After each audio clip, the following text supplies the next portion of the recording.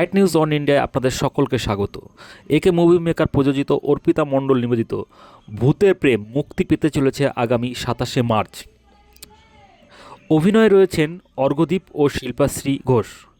এছাড়া মুখ্য ভূমিকায় অভিনয় করেছেন তৃষা মণ্ডল, সঙ্গে যারা রয়েছেন গৌতম, শান্তনু, মনোজ, নিতাই, ঝন্টু, নেহা, সোহিনী। বিশেষ চরিত্রে অভিনয় করেছেন দীপিকা হাজরা, পাপিয়া অধিকারী ও কুমার মনোজিৎ। সুরকার হিসাবে রয়েছেন সুরকার চন্দন সাহা, গীতিকার হিসাবে রয়েছেন দেবপ্রসাদ চক্রবর্তী।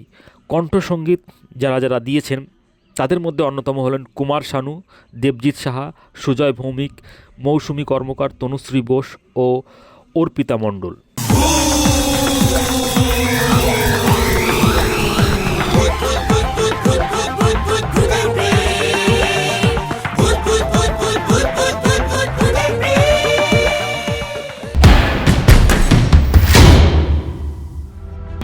থাকতে পারবো না।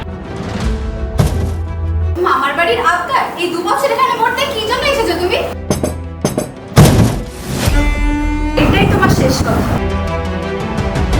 আজকে মায়ের কাছে যাবে? তুমি আমার স্বপ্নের রাজকুমারী।